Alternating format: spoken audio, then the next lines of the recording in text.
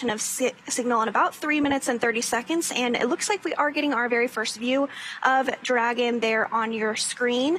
It is streaking through the sky as it continues to re-enter the atmosphere. Again, those parachutes have not quite deployed just yet, but once they are through the atmosphere successfully, we'll first... This looks like it is a live view coming from Megan, which is the recovery vessel positioned a safe distance away from the anticipated splashdown site.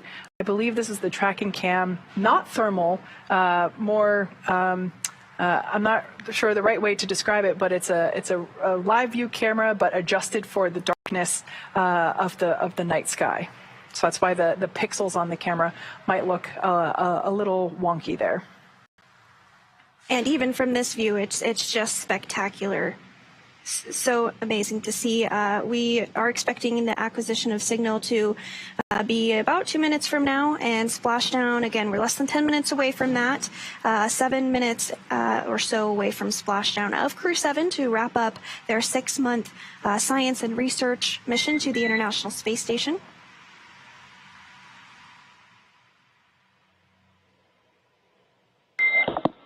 Dragon SpaceX, ComCheck. SpaceX Dragon, we have you loud and clear. All right, so that was the voice. We have you the same. Expect automated chute deployment.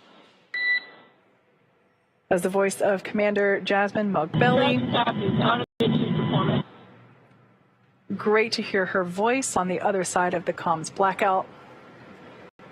And a great view here, that thermal cam showing us live reentry of the Crew 7 team on board Dragon Endurance. Continuing to get some really incredible views of Crew 7. Dragon SpaceX GPS is converged. Expect nominal altitude for drogue chute deploy.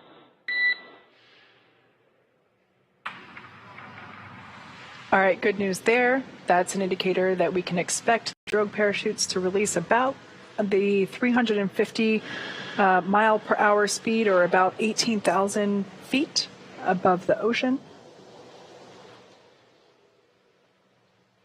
As I mentioned, the streak becomes dimmer just prior to the chute deployment. This view here is coming to us from our recovery vessel, Megan. Check pressure to determine when the appropriate, and there we can see the drogues deploying now, the appropriate time to deploy those drogue parachutes.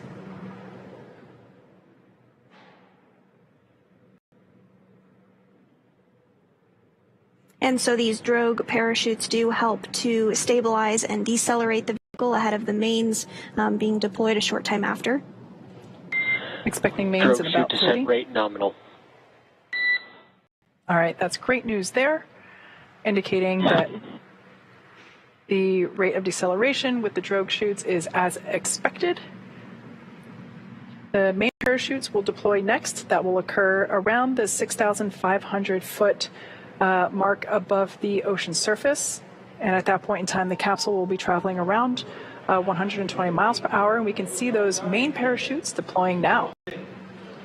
Those drogue parachutes will land in the ocean, and hopefully we will be able to recover them, but they kind of sink quickly sometimes, so the recovery teams will go out and try to recover those drogue parachutes for reuse on future cargo missions.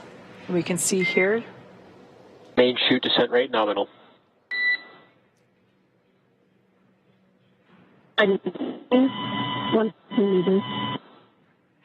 Great news there, indicating that the deceleration rate of the... Copy 1,000. So at this point in time, Jasmine is now transitioning into calling out Dragon's altitude. Beautiful thermal view there of the capsule and 4 healthy mains.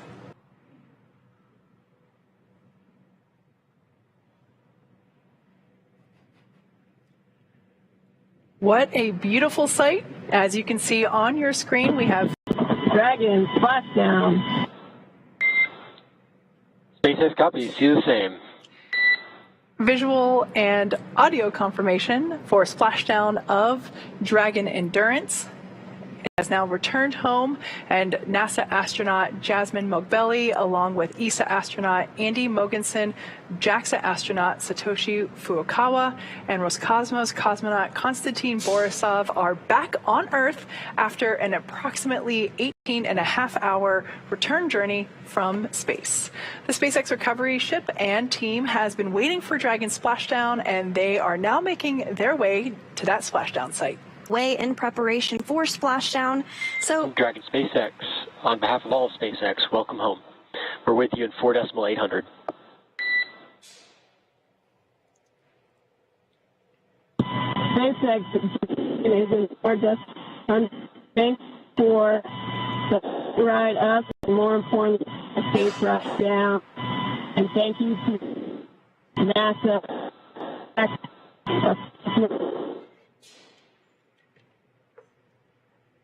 To be back on planet Earth.